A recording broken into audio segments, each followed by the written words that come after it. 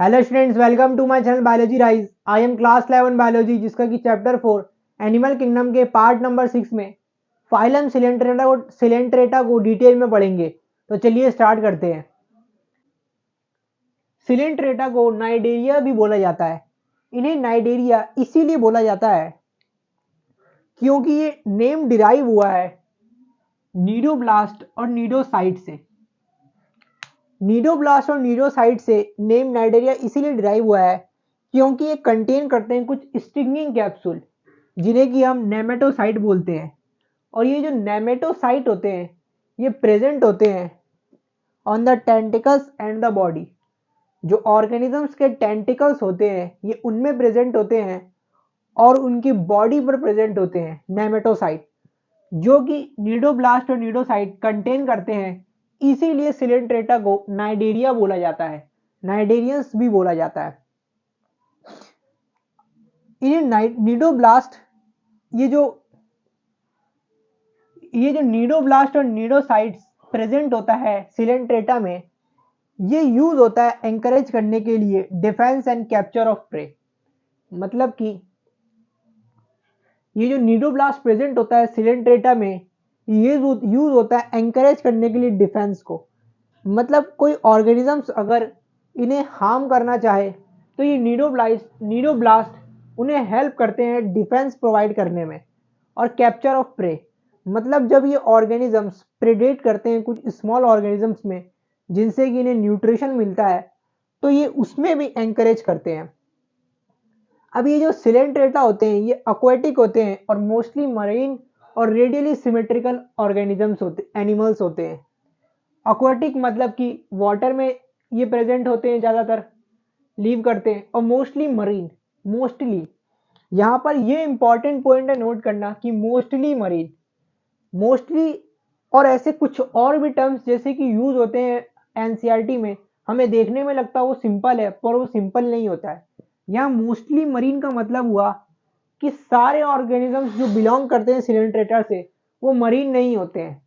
All अगर आता तो यहाँ पर मरीन हो जाता, ऑल अगर मरीन लिखा हुआ आता तब जितने भी ऑर्गेनिजम्स है वो मरीन होते। पर यहाँ पर मोस्टली मराइन लिखा हुआ है, इसीलिए ये इंपॉर्टेंट है कि ये आ सकता है क्वेश्चन में कि ये सिलेंट्रेटा मरीन ऑर्गेनिजम्स होते हैं क्या ऑल। पर यहाँ पर हमें याद रखना है कि मोस्टली मरीन मतलब कि सारे मरीन ऑर्गेनिजम्स नहीं होते। और रेडियल सिमेट्री मतलब इन्हें किसी भी प्लेन से अगर हम काटेंगे या किसी भी एक्सिस से काटेंगे हम, तो वो दो इक्वल हाफ्स में डिवाइड हो जाएंगे। ये में टिश्यू लेवल ऑफ ऑर्गेनाइजेशन होता है और ये डिप्लोब्लास्टिक होते हैं। टिश्यू लेवल ऑफ ऑर्गेनाइजेशन होता है और डिप्लोब्लास्टिक होते हैं। मतलब जो सेल्स होते हैं वो ऑर्गेनाइज होते हैं एक दूसरे में और वो फॉर्म कर लेते हैं टिश्यू, तो इनमें टिश्यू लेवल ऑफ ऑर्गेनाइजेशन होता है। और डिप्लोब्लास्टिक मतलब कि जो इनके जर्म लेयर होते हैं वो दो इसमें प्रेजेंट होते हैं लेयर में, एक्टोडर्म और एंडोडर्म, और बीच में एक अनस्कैटर्ड मीजोगिलिया प्रेजेंट होता है। इनमें सेंट्रल गैस्ट्रोवैस्कुलर कैविटी होता है। ये इंपॉर्टेंट पॉइंट है इनका कि इनपे गैस्ट्रोवैस्कुलर कैविटी प्रेजेंट होता है, जिसमें कि एक सिंगल ओपनिंग होता है जो कि प्रेजेंट होता है हाइपोस्टोम में, जो कि एक्ट करता है एज अ माउथ। ये इंपॉर्टेंट पॉइंट है इसका। अब इनमें जो डाइजेशन होता है वो एक्स्ट्रा सेलुलर भी होता है और इंट्रा सेलुलर भी होता है। एक्स्ट्रा सेलुलर और इंट्रा सेलुलर का मतलब कि सेल्स के बीच में भी हो जाता है डाइजेशन और दो सेल्स के अंदर भी डाइजेशन हो जाता है। अब इनका कुछ एग्जांपल्स है नाइडेरिया का, जैसे कि कॉरल्स।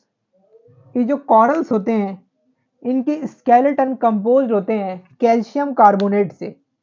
ये एक इंपॉर्टेंट पॉइंट है कि किस पर्टिकुलर फाइलम, या तो एग्जाम्पल देकर भी हमसे पूछा जा सकता है कि किसके स्केलेटन में कंपोज्ड होते हैं उनके स्केलेटन कैल्शियम कार्बोनेट से। तो हमें यहाँ पर याद रखना है कॉरल्स के केस में स्केलेटन कंपोज होते हैं कैल्शियम कार्बोनेट से। Cnidarians exhibit two body form polyp और मेड्यूसा। ये जो नाइडेरियंस होते हैं ये एग्जिबिट करते हैं दो बॉडी फॉर्म, जो कि होता है पॉलिफ और मेड्यूसा। इन पॉलिफ और मेड्यूसा का एक पर्टिकुलर स्ट्रक्चर के हिसाब से डिफरेंशिएट होते हैं। जो पॉलिफ होते हैं ये सीजाइल और सिलिंड्रिकल होते हैं, और इनका जो एग्जाम्पल है वो अडेम्सी और हाइड्रा। सिलिंड्रिकल होते हैं मतलब एनसीईआरटी में इनका पिक्चर भी गिवन है, कुछ इस तरह का इनका स्ट्रक्चर होता है सिलिंड्रिकल फॉर्म में, इसीलिए इन्हें सिलिंड्रिकल स्ट्रक्चर बोला जाता है और पॉलिफ बोला जाता है इन्हें। मेड्यूसा, जो मेड्यूसा होता है इसका एग्जाम्पल है जैसे कि मशरूम, उनका अम्ब्रेला शेप होता है, उसी तरह से इसका जो शेप है वो अम्ब्रेला शेप्ड होता है और ये फ्री स्विमिंग होते हैं। और इनके एग्जाम्पल्स है ओरेला और जेलीफिश। ये दोनों ही फॉर्म का पर्टिकुलर स्ट्रक्चर हमें याद होना चाहिए और इनके एग्जाम्पल्स भी हमें याद होने चाहिए क्योंकि ये इंपॉर्टेंट है। अब जो नाइटेरियंस जो कि एग्जिबिट करते हैं दोनों बॉडी फॉर्म पॉलिफ और एज वेल एज मेड्यूसा, तो उनका एग्जाम्पल है ओबेलिया। ओबेलिया दोनों ही बॉडी फॉर्म को एग्जिबिट करते हैं और शो करते हैं अल्टरनेशन ऑफ जनरेशन, जिसे कि हम मेटाजेनेसिस बोलते हैं। ये एक इंपॉर्टेंट पॉइंट है कि ओबेलिया एग्जिबिट करते हैं अल्टरनेशन ऑफ जनरेशन, जिसे कि हम मेटाजेनेसिस बोलते हैं, जिसका मतलब होता है पॉलिफ एज वेल एज मेड्यूसा दोनों ही बॉडी फॉर्म एग्जिबिट करते हैं। जब पॉलिफ असेक्सुअली रिप्रोड्यूस होता है तो वो फॉर्म करता है मेड्यूसा, और जब मेड्यूसा सेक्सुअली रिप्रोड्यूस करता है तो वो फॉर्म करता है पॉलिफ। तो कुछ इस तरह से इनके बॉडी फॉर्म किस हिसाब से वो रिप्रोड्यूस करते हैं उस हिसाब से इनके बॉडी फॉर्म चेंज होते हैं। अब इनके हमें एग्जांपल्स याद करना जरूरी है, उन्हें हम ट्रिक के थ्रू याद करेंगे। Adam passed physics and got medical college. अब किस तरह से इनके एग्जांपल्स हमें याद रहेंगे। एडम का सिंपली मीन्स हो गया एडेम्सिया। एडेम्सिया का मतलब होता है सी एन एम इन, और पास्ड का मतलब पेनाटूला, और पेनाटूला को हम सी पेन बोलते हैं। ये एनसीईआरटी में इनके नाम भी गिवन है। फिजिक्स का पर्टिकुलर एग्जाम्पल हो जाएगा फाइसेलिया, और फाइसेलिया का मतलब होता है पोर्तुगीज मैन ऑफ वॉर।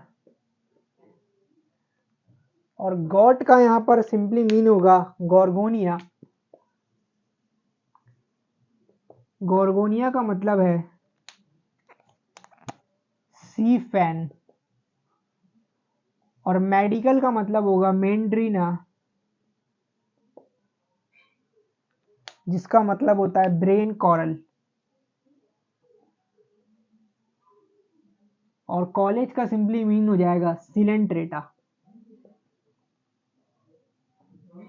इससे हम इनके फाइलम्स को भी रिमेंबर कर सकते हैं कि ये पर्टिकुलर जो ये ट्रिक है वो किस फाइलम का है, और वैसे हमें इसका एग्जाम्पल याद रहेगा। तो ये एक स्मॉल सा ट्रिक था, अगर आपको पसंद आया तो आप कमेंट भी कर सकते हैं। तो यहाँ पर हमारा जो फाइलम था सिलेंट्रेटा खत्म होता है। अब नेक्स्ट फाइलम जो कि है टीनोफोरा, उसे अब हम नेक्स्ट लेक्चर में डिटेल में पढ़ेंगे। तो अगर आपको मेरे लेक्चर पसंद आ रहे हैं तो लाइक करें और सब्सक्राइब करें और प्रेस कर दे बेल आइकन, जिससे आपको मेरे नेक्स्ट लेक्चर का भी नोटिफिकेशन मिल सके। Thank you.